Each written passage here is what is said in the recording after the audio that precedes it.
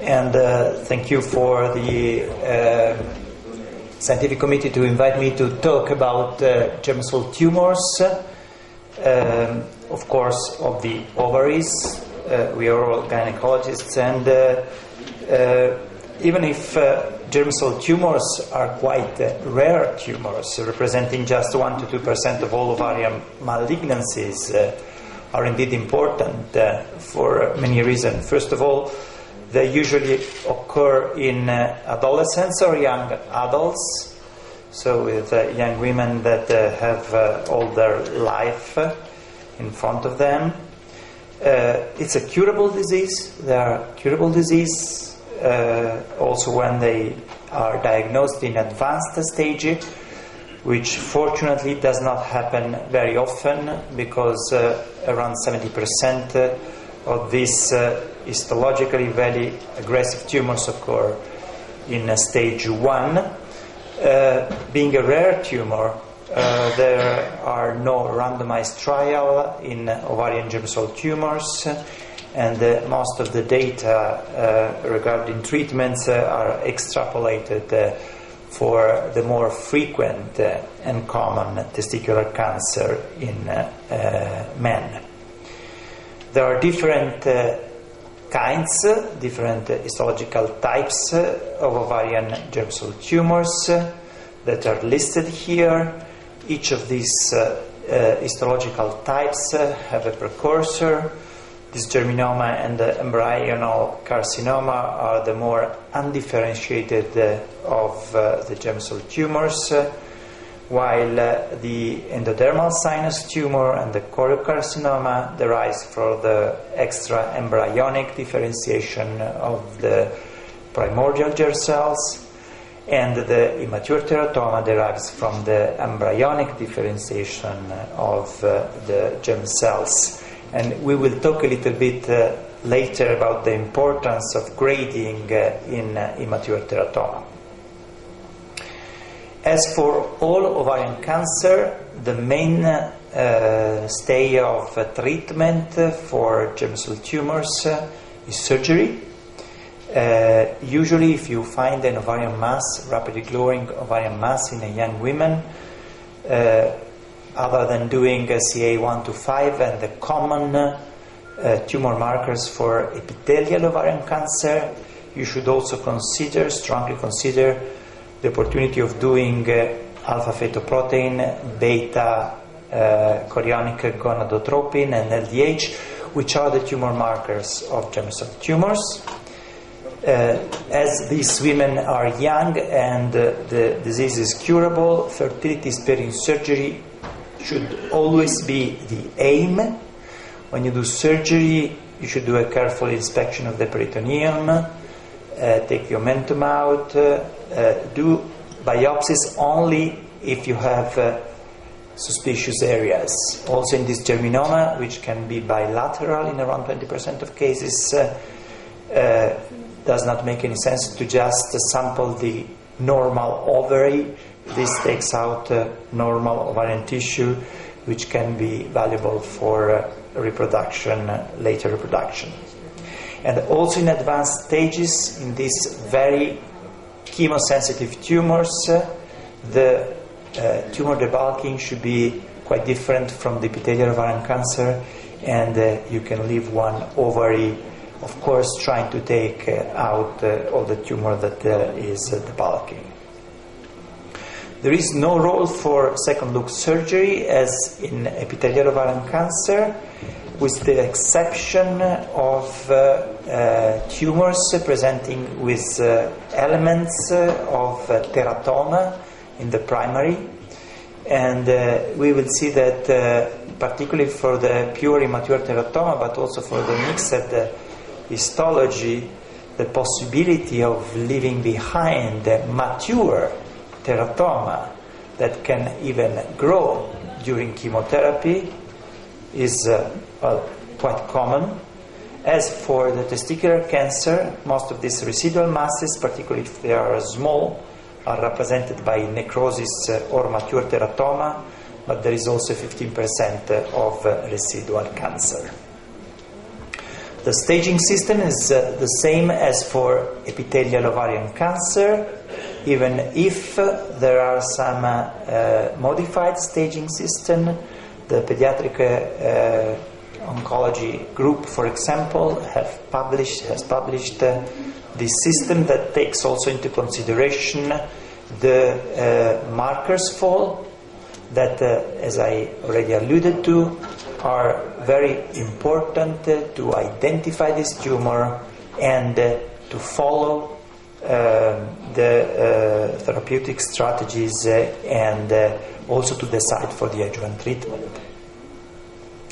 In testicular cancer, there are different prognostic classifications. Sometimes they can be used also for malignant ovarian germ cell tumors, even if these prognostic classification have not been validated in this rare occurrence. As I said, there are different histologies. It's important at least to recognize the difference between dysgerminoma and non-dysgerminomas. As said, non-dysgerminomas include immature teratomas, yolk sac tumors, and mixed tumors. Why is it important? Because they are indeed different tumors, both histologically but also clinically.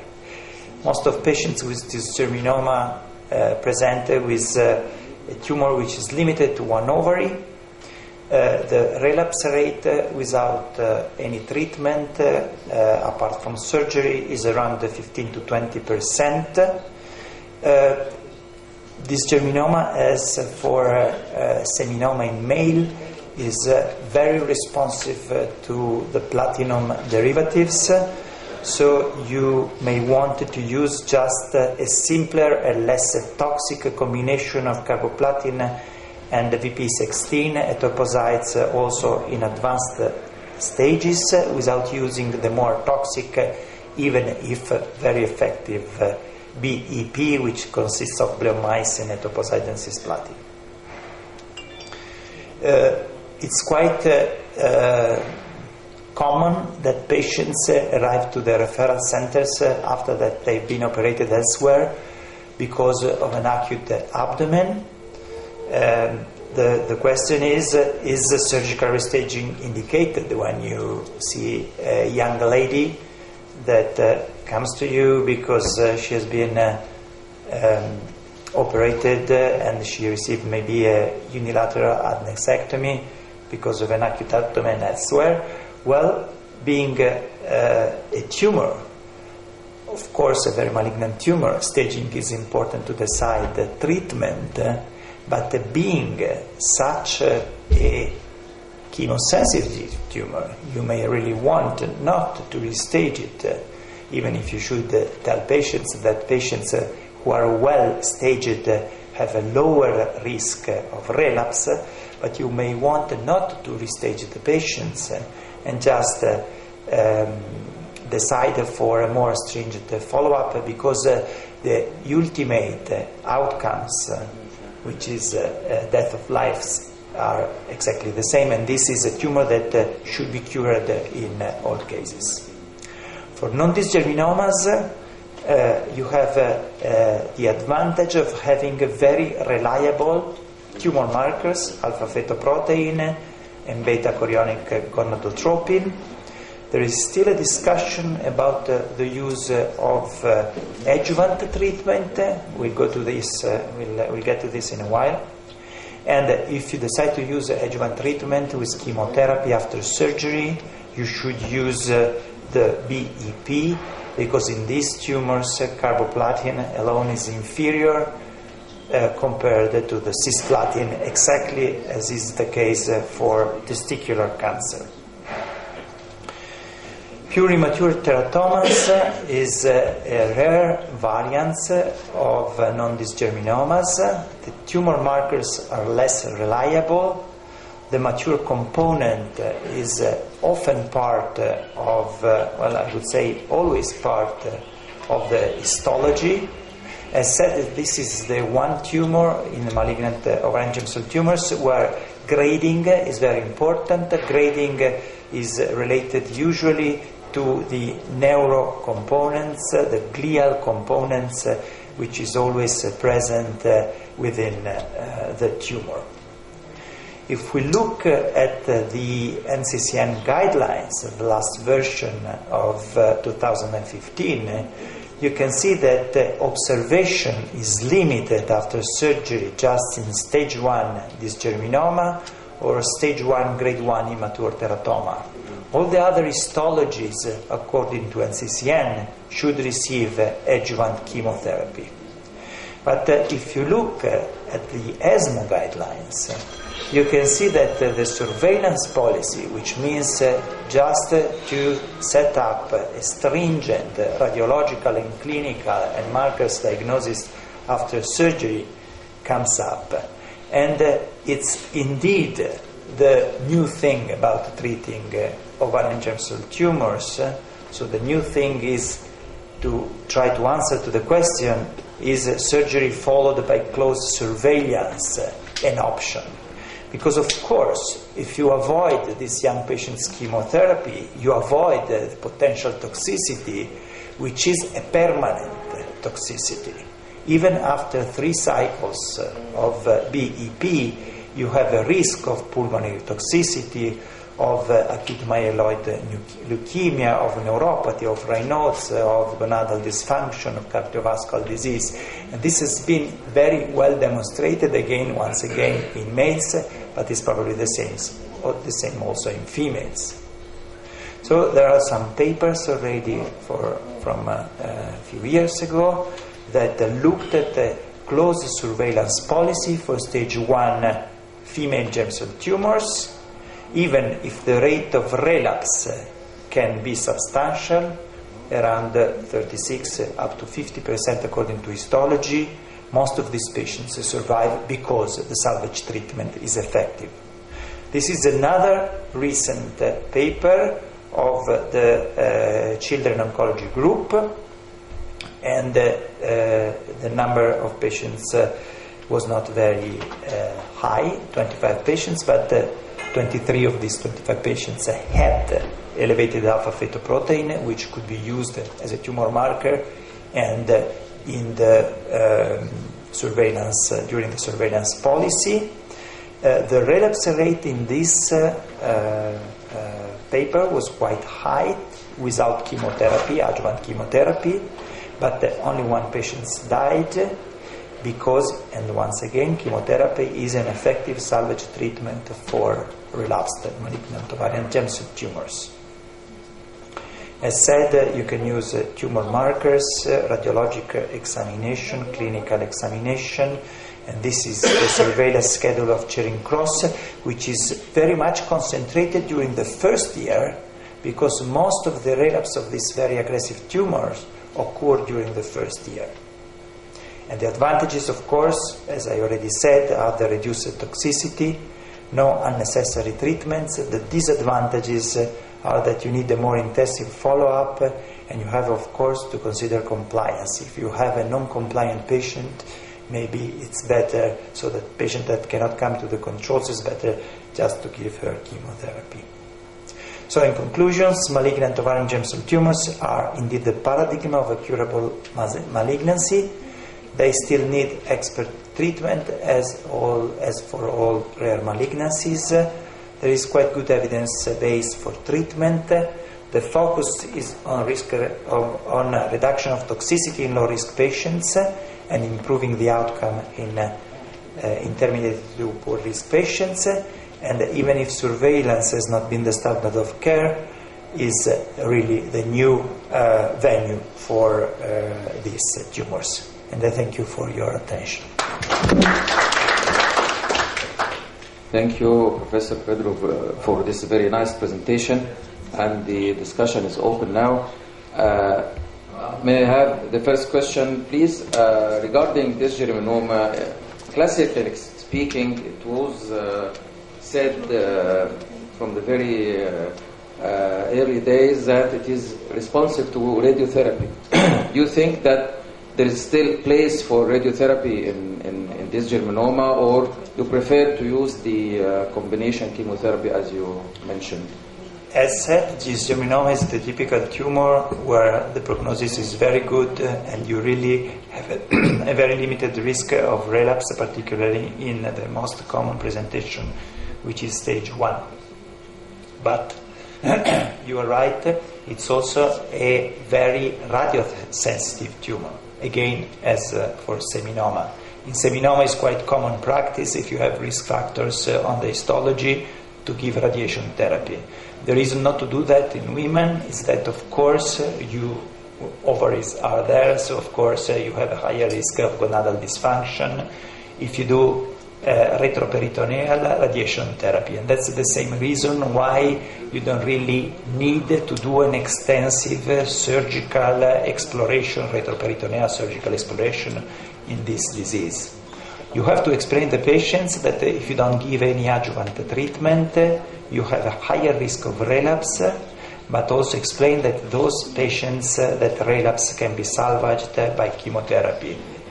I think maybe I recall one patient that received the radiation therapy for a dysgerminoma, a limited relapse that was not, let's say, amenable for different reasons to chemotherapy, and she decided for radiation therapy, but the common treatment now is chemotherapy.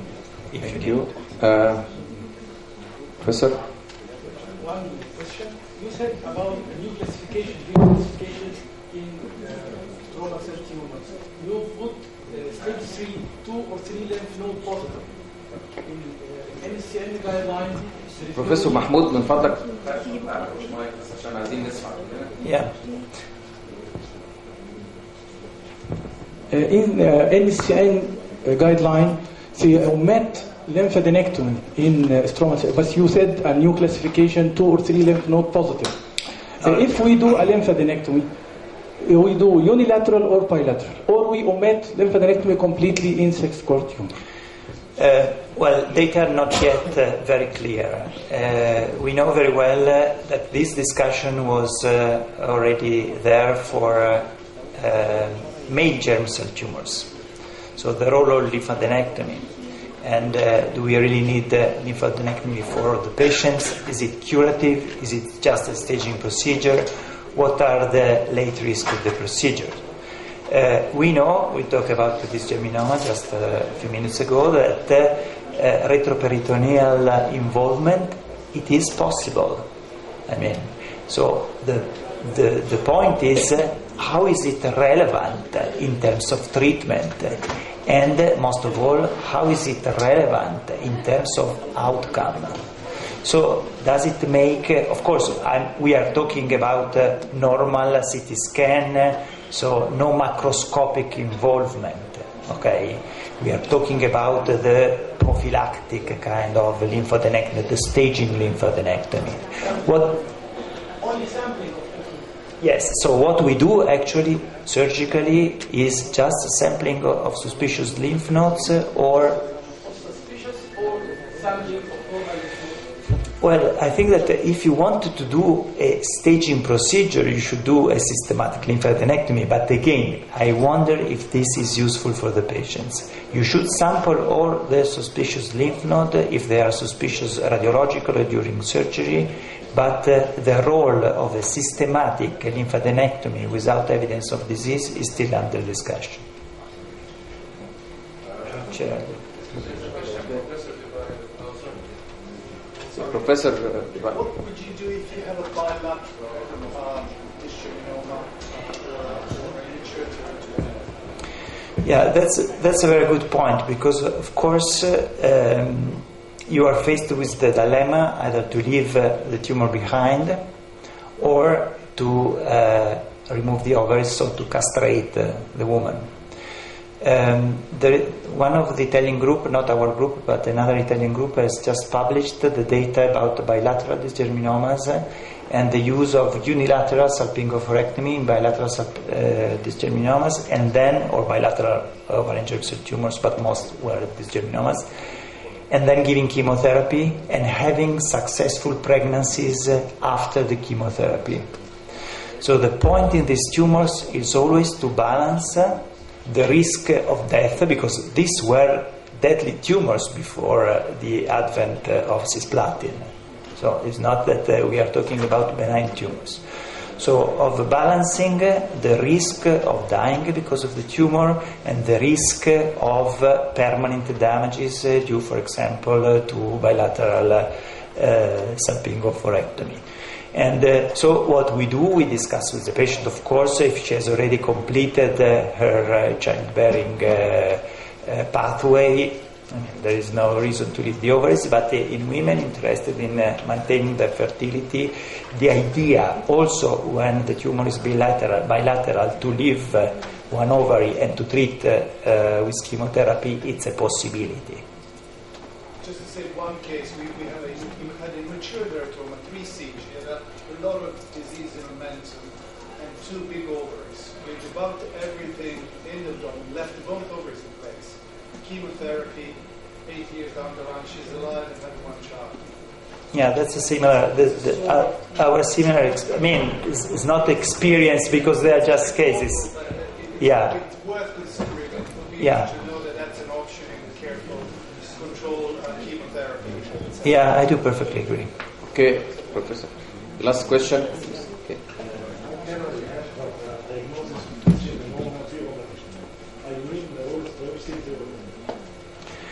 Well, you've seen one picture of the dysgerminoma, which is a quite typical solid tumor. It's not, the cystic areas are quite rare. Histologically, it's very easy. I mean, also macroscopically, you can do the diagnosis just during the operation. There are some, let's say, clinical and radiological findings which can be suggestive. You don't have raised levels of, for example, alpha-fetoprotein. You might have raised levels of LDH, sometimes beta chorionic gonadotropin. It's the age, the clinical presentation, the solid mass, the rapid growth of the mass that usually makes you the diagnosis. As said, when you have a young woman with an ovarian mass, you always have to do the tumor markers.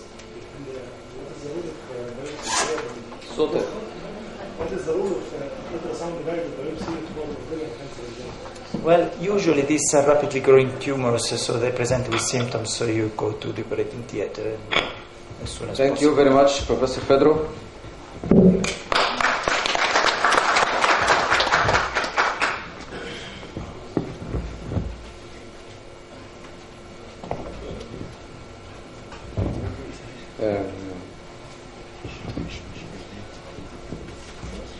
I would like to ask Professor Dr. Ahmed Ibrahim, Professor of Obstetrics and Gynecology at Shams University, to present the talk of Modern Management of Endometrial Cancer.